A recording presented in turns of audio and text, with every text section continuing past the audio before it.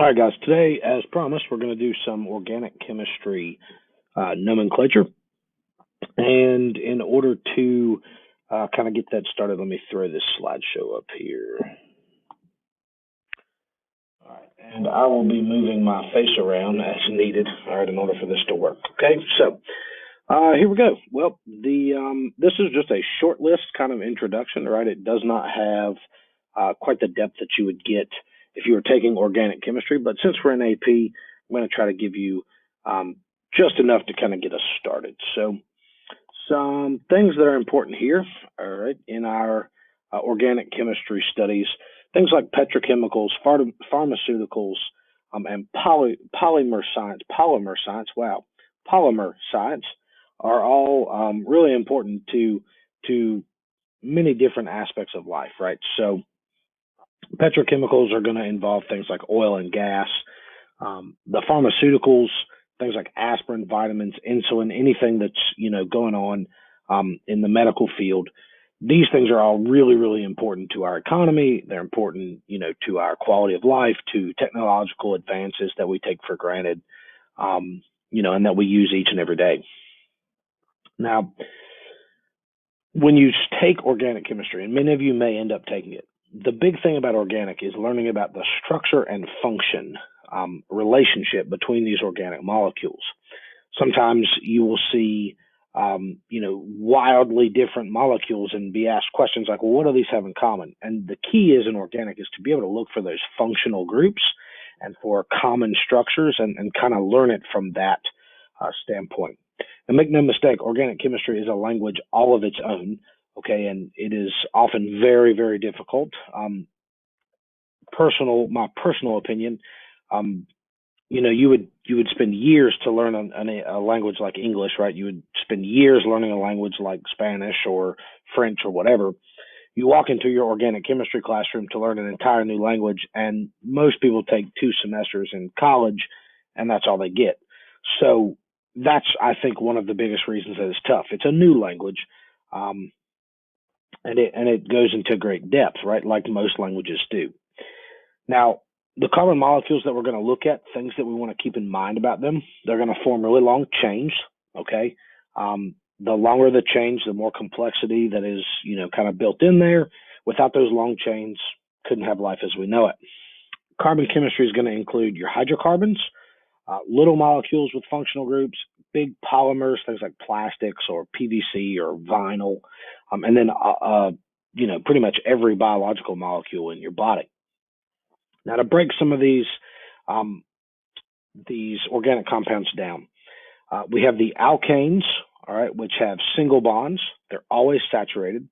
And this formula that we have right here, I'm going to grab my pen.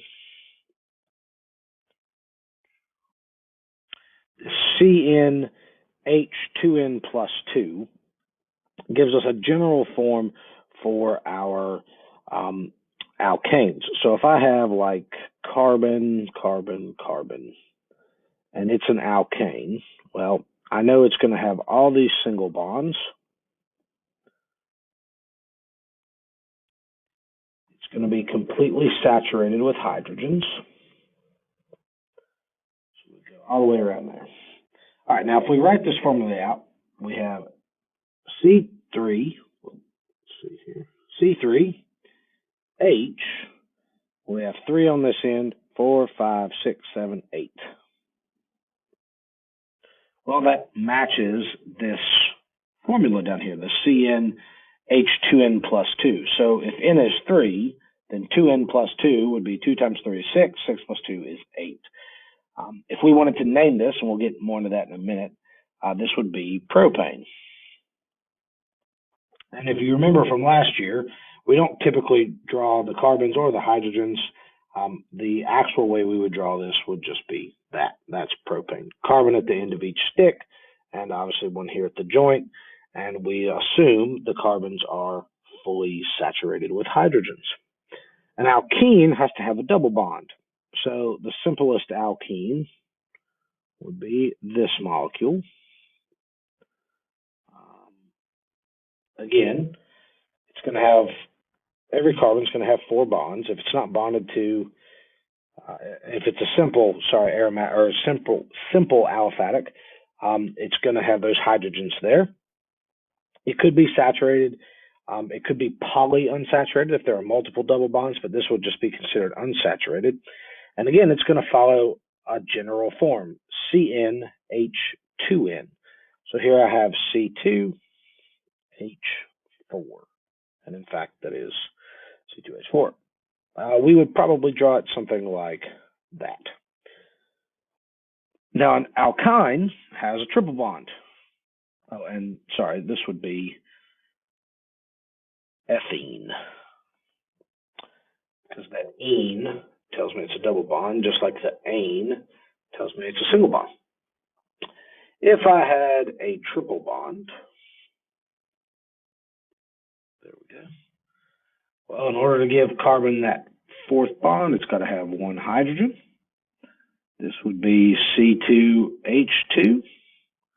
You can see that it follows the same group over here, 2n minus 2. So 4 minus 2 is 2, so the hydrogen is good. We would probably draw that like this. There we go.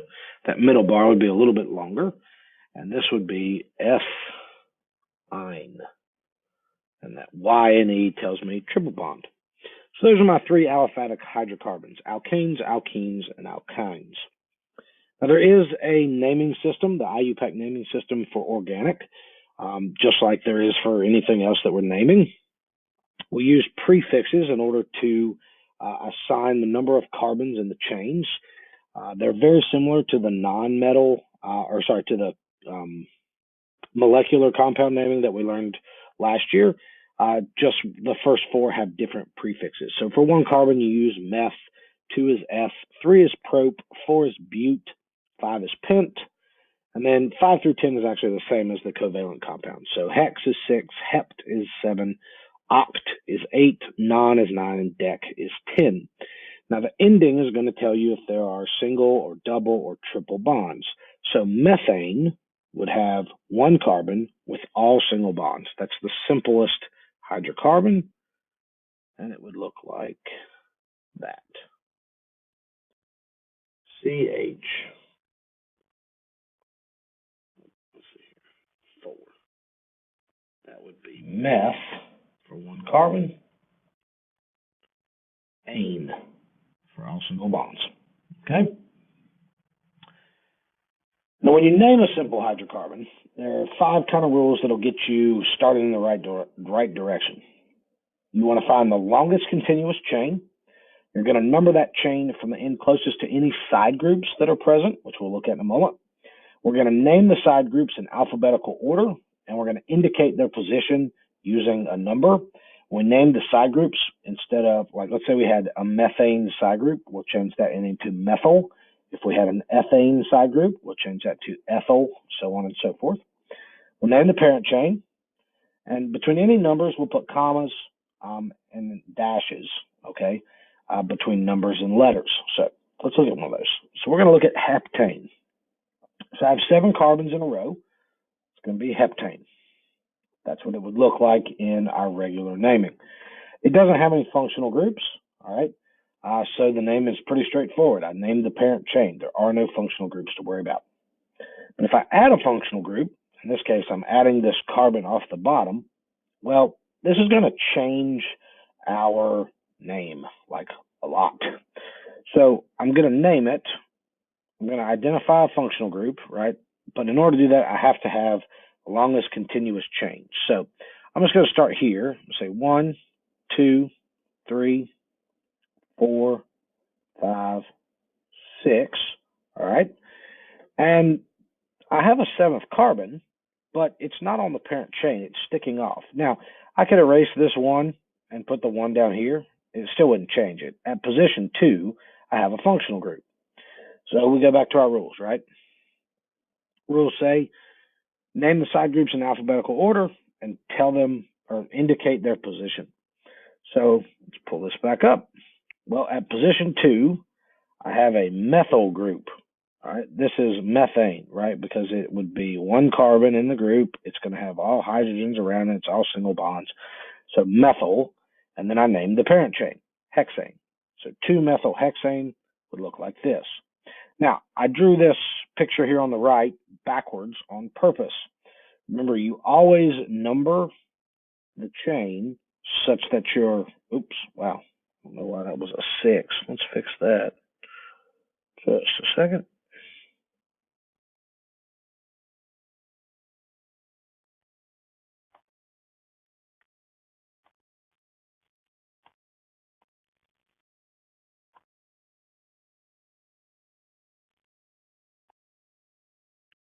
Be a 3. There we go. So anyway, we always want to name our parent chain such that the functional groups have the smallest possible number. So this would be right. I would not want to start down here at the 6 and call that number 1, because then I would have 5-methylhexane, and that doesn't follow the rules. We always want the lowest numbers for our functional groups. Now this is a very similar molecule, but it's going to be slightly different. Okay, so take a minute, see if you can name it yourself. I'll start numbering some things.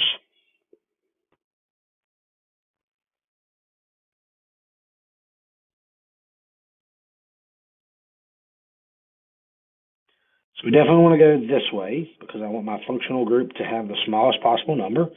It's, again, a 1 carbon, so my functional group is going to be a methyl group. It's at position 3, and it's on a hexane chain, so 3-methylhexane.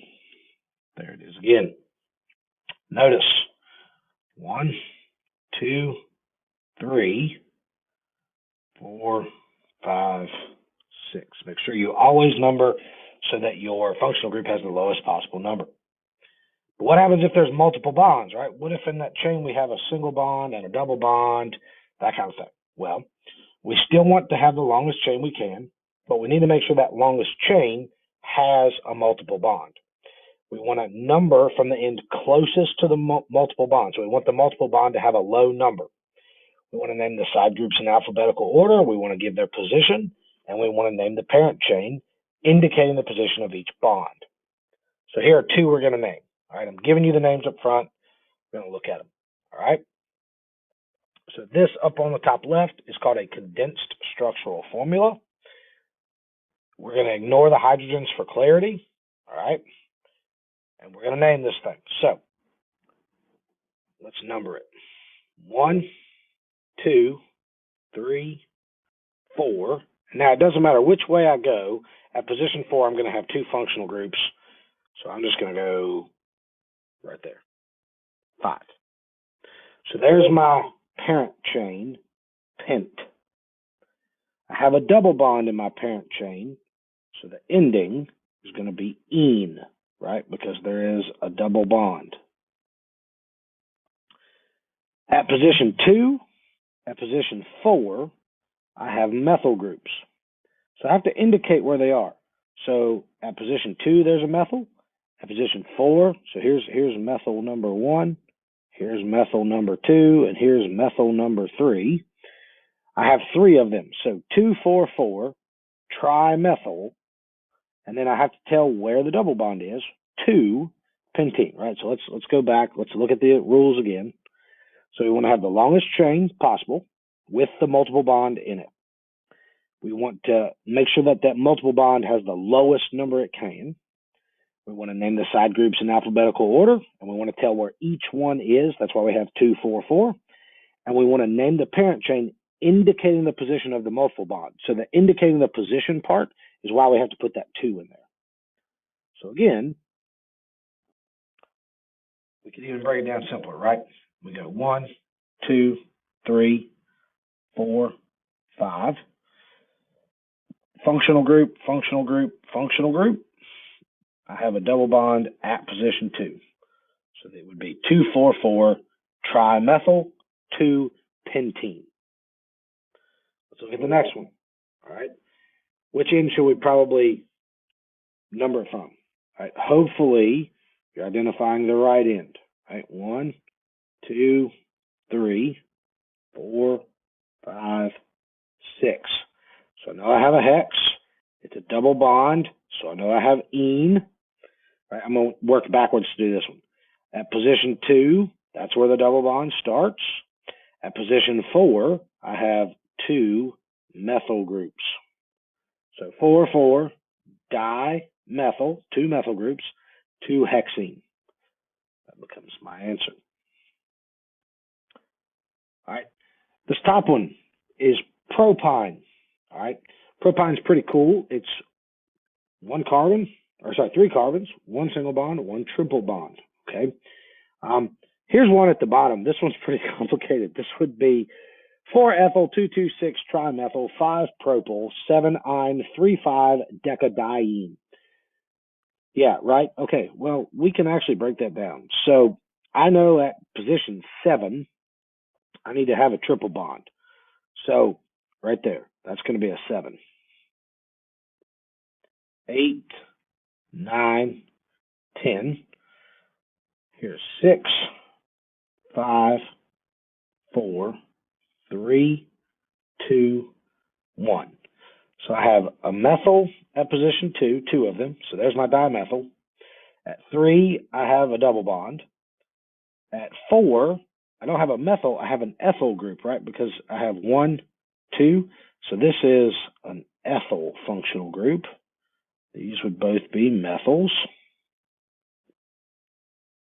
Okay. Position 5, all right, I have 1, 2, 3. So that's going to be a propyl group. At position 5, I also have my double bond. At 6, I have a methyl group. At position 7, right, that's where my YNE comes from. Oh, YNE. There we go. All right. And so I can go through this and I can come up with my name. Here would be my condensed structural formula. Obviously, these can get pretty complicated. I'm not going to ask you to do anything like this. That's not what I want you to do. But what I do want you to be able to see is that if you learn this language, if you follow the system, that you can draw out pretty much anything that you could possibly want to draw, or name pretty much anything you possibly want to name. So let's talk about something called isomerism really quick, because you saw that a moment ago with the heptane and then the 2-methylhexane. Those are isomers of each other. They have the same molecular formula, same number of carbons, same number of hydrogens, but they have different arrangements. So an example of that would be C4H10, which is butane. It has 4 carbons just in a row, right? And then 2-methylpropane, which still has 4 carbons, but they're not that same shape. So these would be isomers. So if you see something in your text or you see something and it's like, oh, these two things are isomers, they have the same number of carbons, they have the same formula, C4H10, but their structure is going to be different. This is another one of the tough things about organic chemistry. Just knowing a formula in inorganic chemistry is often enough to identify something. But just knowing a formula in organic is not always enough. It could be an isomer. So you need the formula and the name, and often you need the structural drawing. Some molecules that we want to be familiar with going into AP. All right, gas, kerosene, Vaseline, propane, plastics, they all come from your petrochemicals. Your biological molecules from biology, things like DNA, RNA, insulin, dopamine, tryptophan, right? Your hormones, steroids, anything like that. Your sterols, androgen, testosterone, all that good stuff. Those are all biological molecules. Those are all organic chemicals, okay? Pharmaceuticals, things like any drug that you could possibly take. That's a pharmaceutical. Aspirin is a great example of a pharmaceutical. So are your vitamins, okay? Polymers, things that are long chains of repeating subunits, things like nylon, Kevlar. Your proteins are polymers, stuff like that. Those are all organic compounds, okay? So make sure that when you're thinking about biological systems or things that you put in your body or things that come from other, like things that used to be alive, things like oil, all right, comes from the decaying process of organic matter, then that we're identifying those as an organic compound. The thing you'll notice about all of these, they all have carbon backbones. That's the big idea. Here's a great example of that. Here are the 20 amino acids. Now, in first year biology, right, as a 10th grader, you probably heard about the amino acids. You know, hey, you put them in order, and in a certain order they make a protein. Okay, that's true. If you put them together, we call them a polypeptide. Polypeptides look like this. Okay, very, dense kind of structural formula when you look at it. But if you know what you're looking for, you can start to see some repeating patterns. Okay, so there's the first one, right? There's the second one. There's the third one. There's the fourth one. Okay, these are our polypeptide bonds right there. So you find these patterns in organic, you start to look for them, and you can start to say, oh, okay, so, what is the first amino acid? What's the second one here? What's the third one? So on and so forth. Some other important topics from organic that you want to just have a good background knowledge of for AP. Okay, first, methane. Methane's a greenhouse gas. When we're talking about methane, we're talking about this.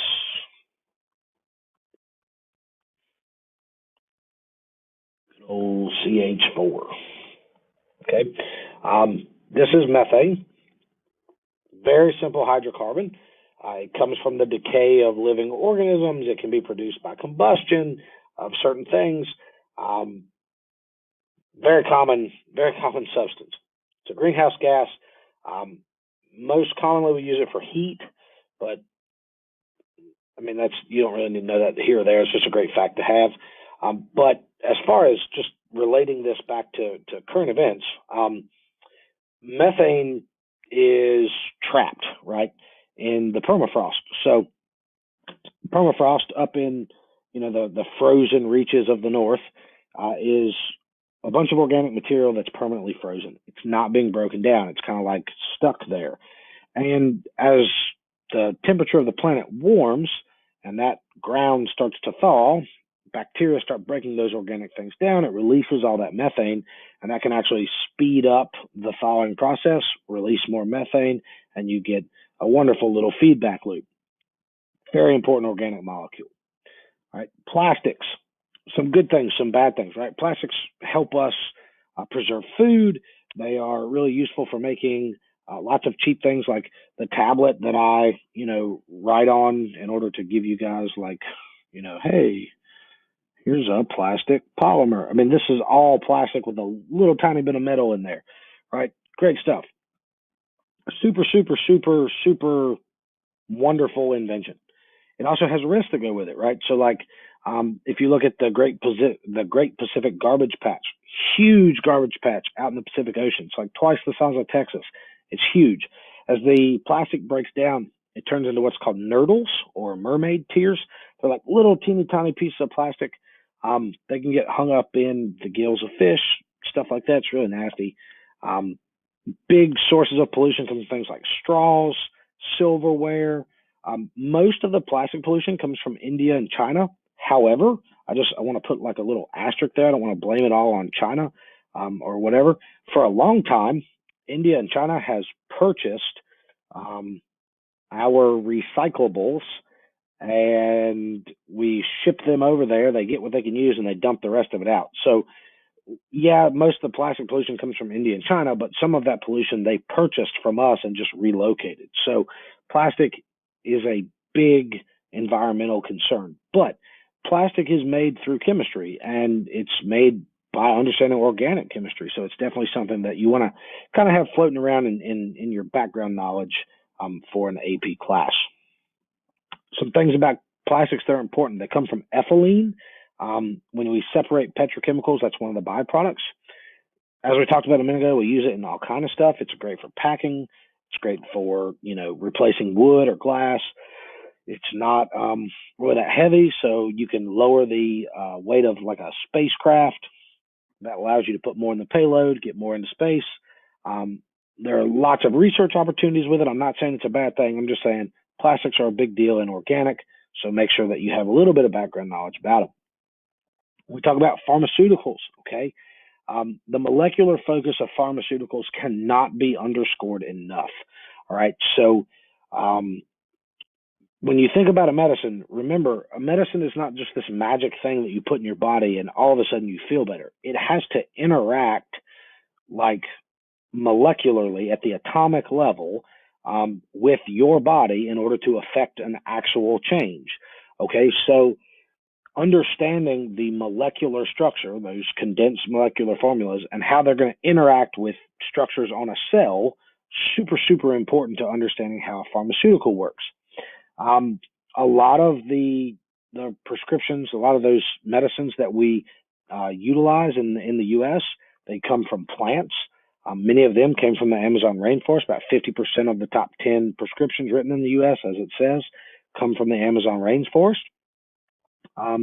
Things like insulin that we produce, right? Diabetes is obviously, reaching pandemic proportions, right? I know it's an epidemic, but just making a play on 2020 here. If we were to lose the ability to produce insulin the way that we do, which is using genetically modified organisms, E. coli bacteria, that would be a big deal, right?